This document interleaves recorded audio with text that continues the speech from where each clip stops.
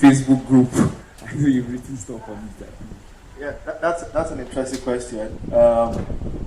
What I tell people is that first is to know what's a Facebook group. A page is just meant for you to it's meant for brands. It's meant for you to brand yourself or product or service or a company to your cause. A group is where you have, group is English, group of people coming together to talk about something. And one thing is that there's a limitation on groups. You can't have more than 5,000 people in a Facebook group. So if you're seeing yourself having an audience of more than 5,000, don't even go to start a group. So, but then a page is just where you just post stuff, and then people that are fans of that page will see what you're posting. A group is also better in the sense that by the time you post something on the group, people get notifications that sometimes they posted on that group. And you can share documents, people can download documents or upload revised versions of it. So, it's not a this or that. It's to look at what you're trying to achieve and seeing which of these tools work better for you. So, if you can have both, you can have both a page and a group, but then you should know what a group is and what a page is. And if you go on Facebook, facebook.com/pages, facebook.com/groups, it gives you the basic description, what a page can do, what a group can do, and if it fits what you're looking for, then go for it. Fantastic. Let's put our hands together for Mr. Mimike. Now, this question will be for Mr. Felix Ekpa. How can you promote social media for a consulting firm that's helping promote a reading culture, knowledge development culture? What's the process? Okay.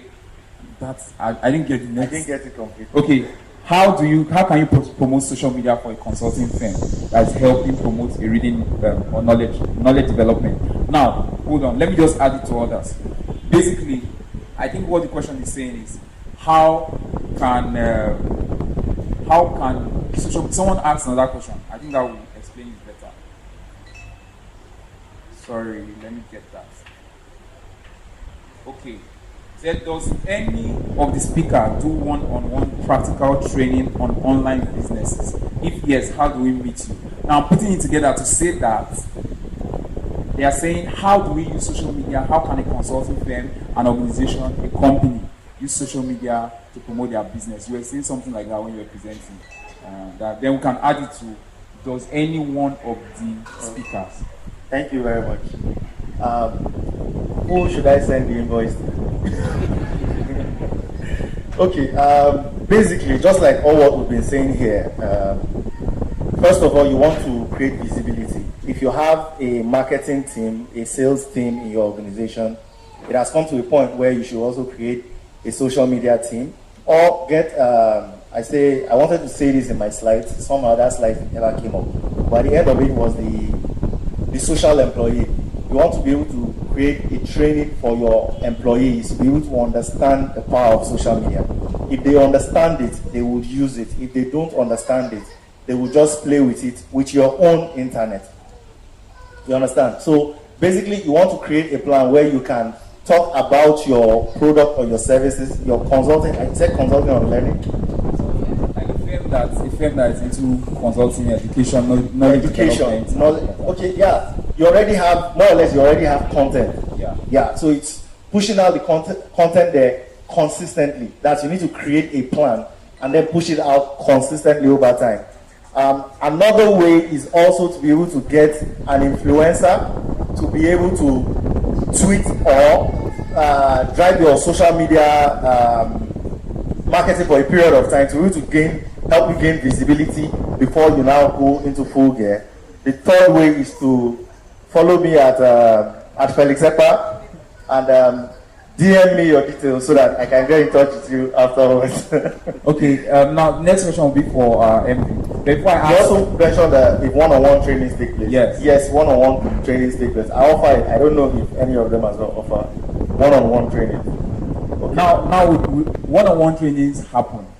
But for a lot of people, when we held the last one-on-one, the reason I am not really that much enthusiastic towards holding it is everybody says they want one-on-one when we are in a setting like this. And you put together, and then you have 30, 50 people that say they want one-on-one. Now, you can't do 30, 50 one-on-ones. I hope you know that's true. Now, we hold a session for all the one-on-one to interface for about 3, 4, 5 hours, and we have 10 people coming. So, of course, if you want to do one-on-one, I hope you know you pay. So if we decide to put it together, we can work out something for everybody after now. Now, I want Andy to answer this. And I think I would end here, then just continue the A2W presentation. A lot of people want to, some people were asking specific questions. I want this person to answer. That's why I just gave her, I want this person to answer. So we create opportunities for us to talk with these people, take pictures with them, ensure that you can become more friendly so that your followers can do what? Can grow. We're looking at me. Now, someone said, I have over 500 members on Facebook, so obviously over 500 friends. How can I use this to my advantage to market A2W to get people to sign in? Okay. If that question resonates with you, can you do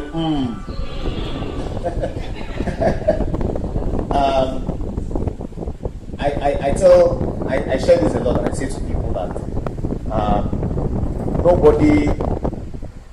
nobody places adverts on the TV just for you to come and watch adverts. People place adverts where very important programs are holding. Are we together? The reason why they place their adverts there is because they already know that the content available there draws people.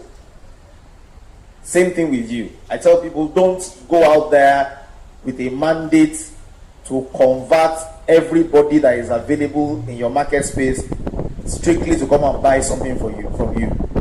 First of all, show them value. And how I do it, for example, is via my portal, I can advertise events. Via my portal, I can talk about people's testimonies.